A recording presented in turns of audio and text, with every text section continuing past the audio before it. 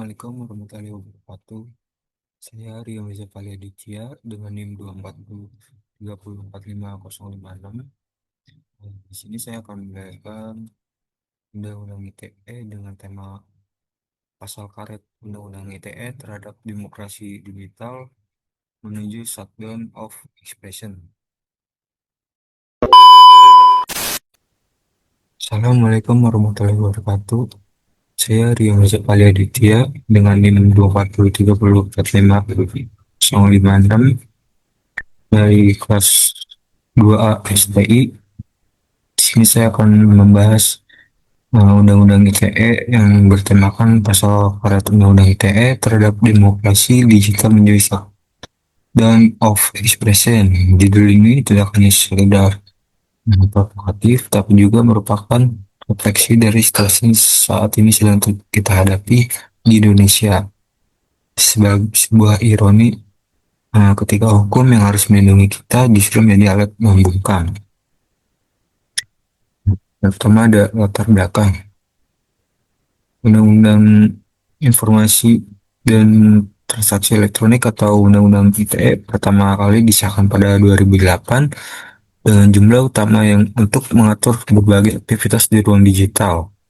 Seiring perkembangan teknologi dan maraknya penggunaan media sosial, undang-undang ini juga menjadi instrumen penting dalam mengatur ruang digital. Namun dalam implementasinya, beberapa pasal dalam undang-undang ini justru menimbulkan masalah baru. Pasal-pasal tersebut disebut pasal karet karena sifatnya multitafsir dan sangat fleksibel untuk ditarik ke berbagai arah. Hal ini membuka ruang yang besar untuk penyalahgunaan kekuasaan.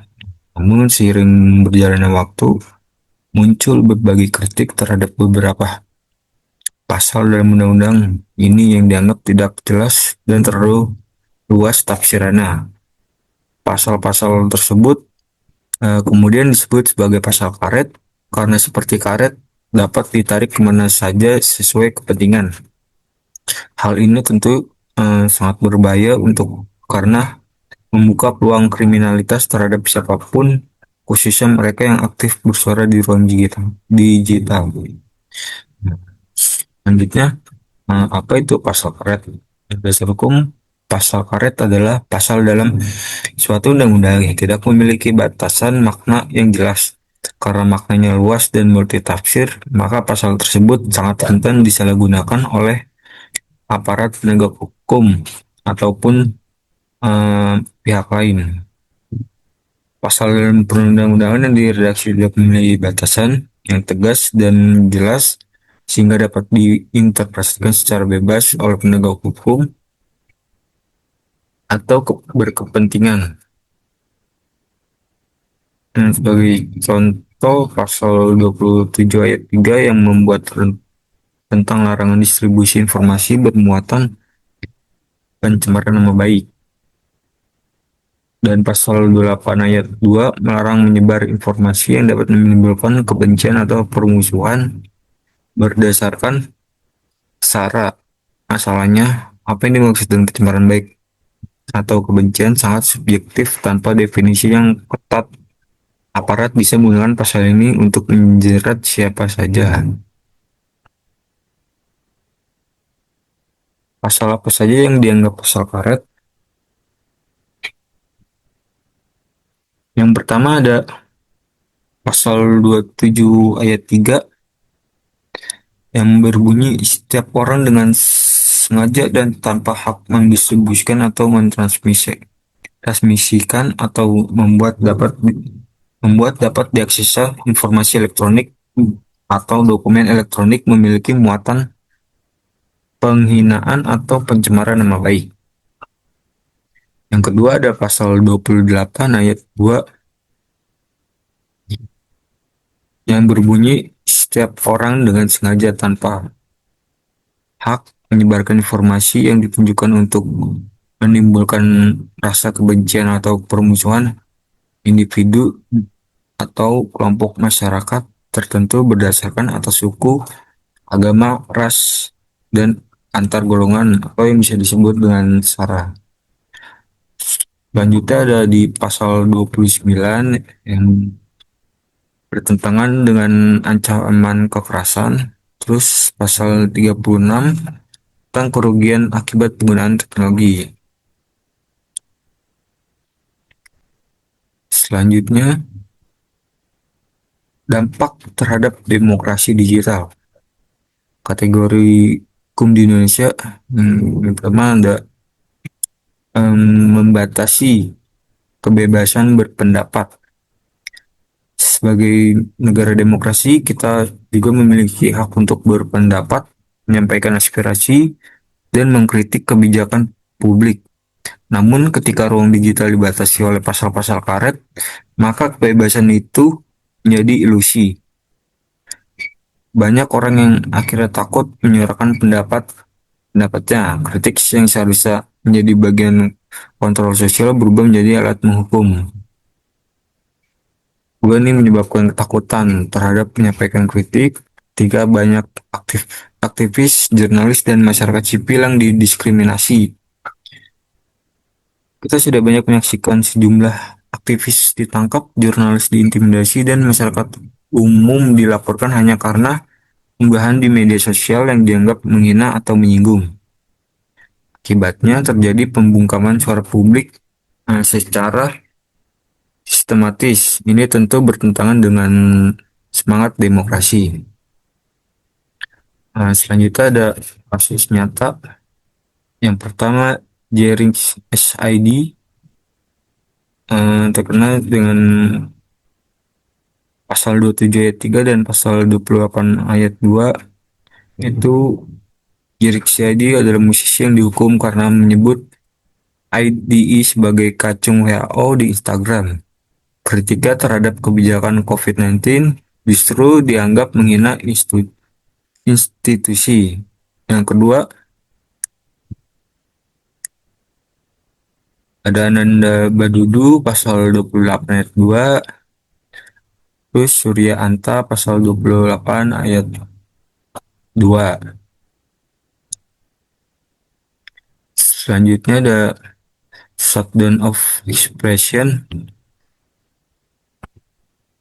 Inilah yang disebut dengan shutdown of expression atau pembungkaman ekspresi. Fenomena ini terjadi ketika negara melalui instrumen hukum seperti Undang-Undang ITE mengekang suara publik secara sistematis. Efeknya mirip dengan kondisi media pada masa Orde Baru. Media dikontrol, kritik dibungkam, dan demokrasi melemah. Efeknya sama seperti masa Orde Baru di mana media dan opini publik secara ketat.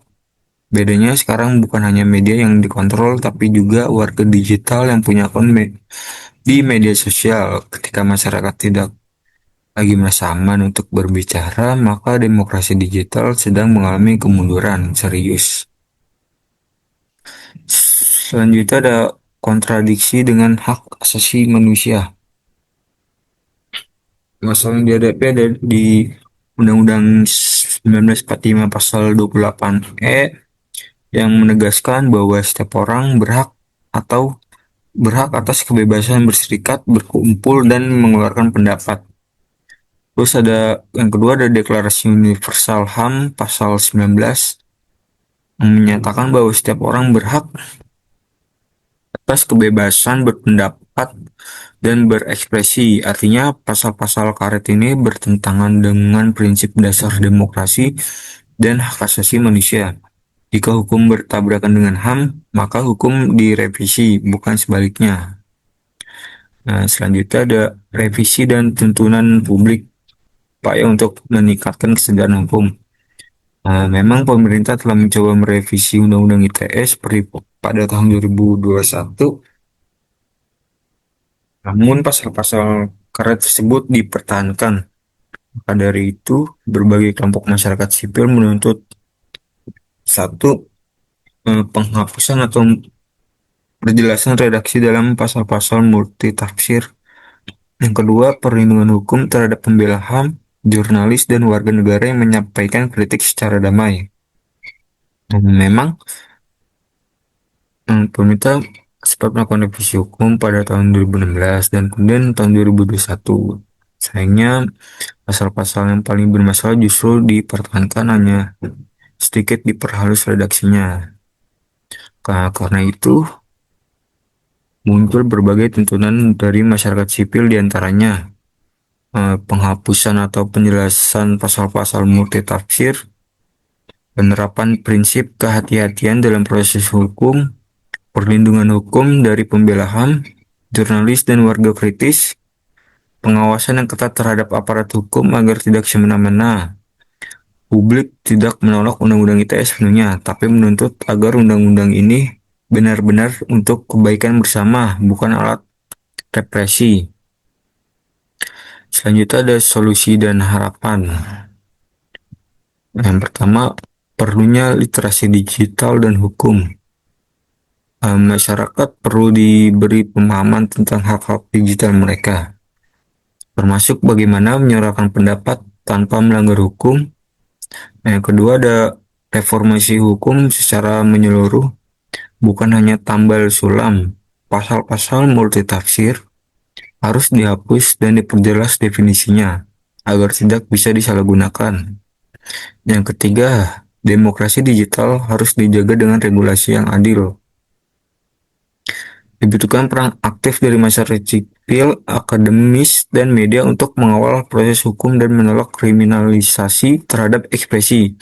Dengan cara ini, kita bisa menjaga demokrasi digital agar tetap aman dan adil bagi semua pihak. Nah, selanjutnya ada kesimpulannya. Undang-undang ITE yang awalnya ditunjukkan untuk mengatur dunia digital justru berpotensi membungkam kebebasan berekspresi karena adanya pasal-pasal karet yang multitafsir.